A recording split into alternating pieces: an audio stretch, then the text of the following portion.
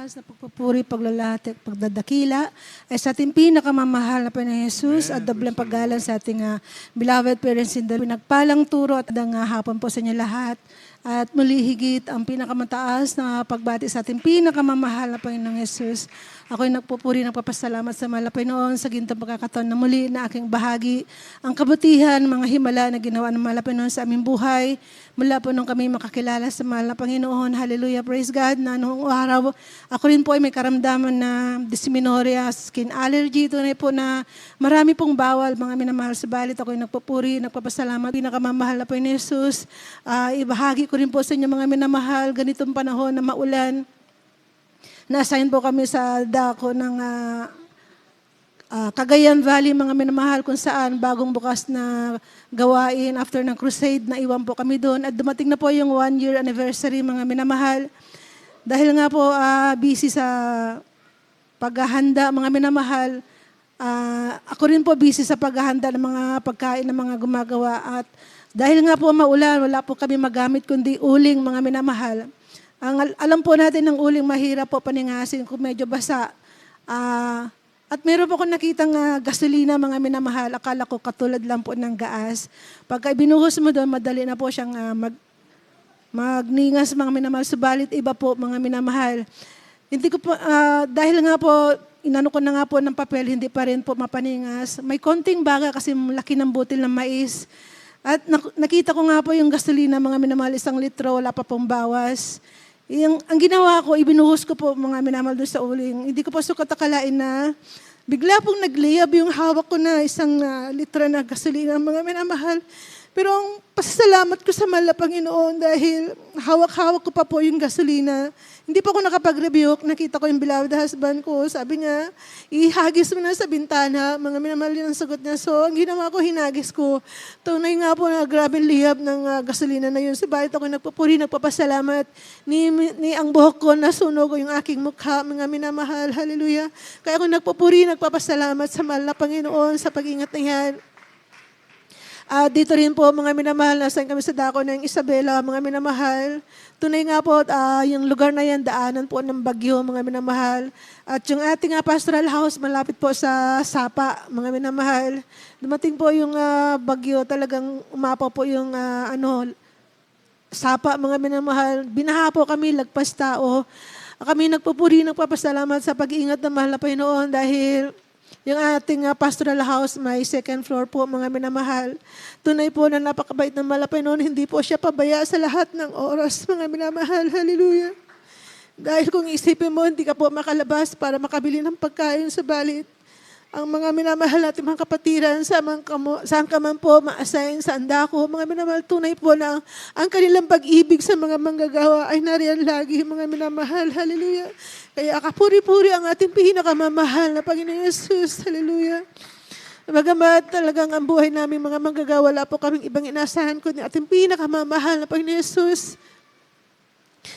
Nung nandito po ako sa dako ng Pampanga, mga minamahal, sa dako po ng Mexico, sa aking kabaguhan, nung time na yan, mga minamahal, kung naalala niyo po yung pagputok ng Mount Pinatubo, dahil nung time na yan, gusto po akong papag-aralin, mga minamahal. Tunay po na nag-aral din po ako dito sa dako ng Pampanga, San Fernando. Subalit, hindi po kalooban ng mahal na Panginoon dahil after 2 months, mga minamahal, dumating nga po yung pagsabog ng Mount Pinatubo, mga minamahal. Tunay po na naranasan din po namin ang hirap, mga minamahal, dahil sa kabila na ako lamang po yung mananampalataya dun sa aming paligid, mga minamahal, tunay po na yung bahay din po namin, malapit po sa Sapa, mga minamahal, malapit din po sa Abacan River. Noong time na yun, umapaw na po yung Abacan River na tinatawag, mga minamahal. Para makasurvive yung mga kapitbahay natin doon, yung mga sako nilagyan po ng buhangin para makasurvive, patong-patong po yung mga minamahal. Time na yun na dumating na ang tag-ulan, mga minamahal. Isang dangkal na lamang po para apawan kami ng lahat, mga minamahal. Subalit sa aking kabaguhan, ang turo lagi natin, mahal na pastor, sa oras ng kagipitan, wala po tayong ibang tatawagin, kundi ating pinakamamahal na Panginoon Jesus. Hallelujah. Hindi pa po ako marunong manalangin ng time na yun, mga minamahal. Ang ginawa ko, pumasok po ko sa loob ng bahay. Itinaas ko po yung aking kamay dahil po yung mga kapitbahay talagang nagsilikas na po sila, mga minamahal. Hallelujah. Napakabait na mahal na hindi niya po pinaintulutan na apawan po kami ng lahar, mga minamahal. At itong latest lamang po, mga minamahal, nung Sunday, yung bagyong CO1, mga minamahal, habang ongoing yung ating preaching, mga minamahal, may narinig po akong, alam mo yung alarm, pagka may ganun tunog, pinag-ahandaan ng mga tao, mga minamahal. Naalala ko nung time na yun na na-assign po kami sa dako ng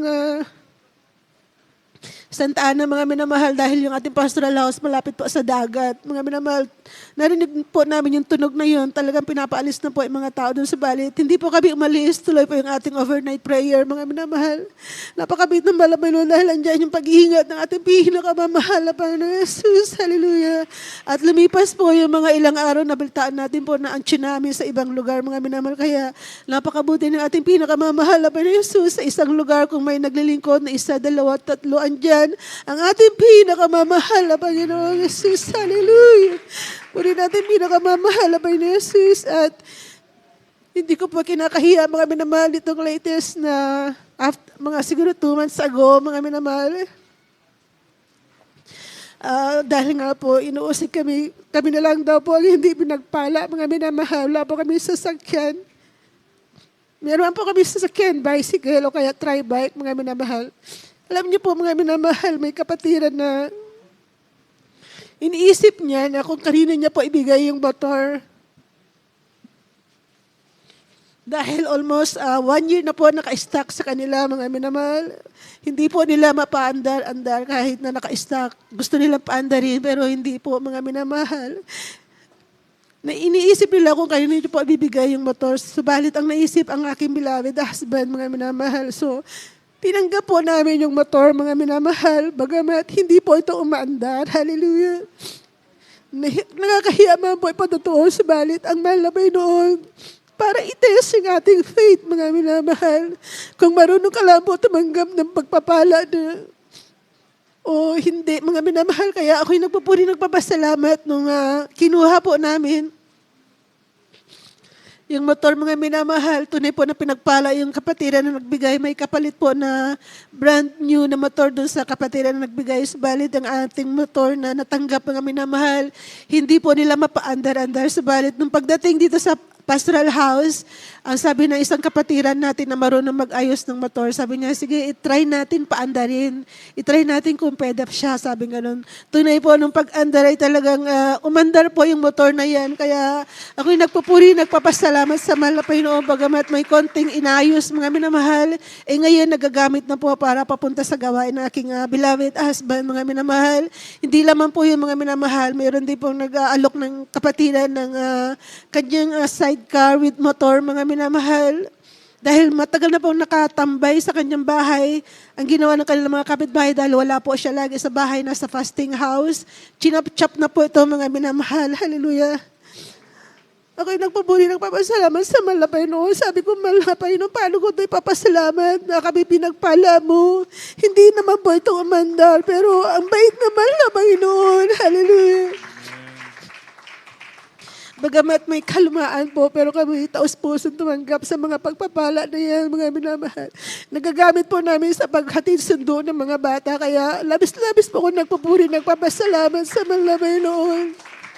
Hallelujah, marunong po tayo tumanggap kung ano man po ay pagkaloob ng mahal na Panginoon. Hallelujah, kaya alam ko darating din ang araw na pagpapalain kami ng ating pinakamamahal na Panginoon Jesus. Hallelujah.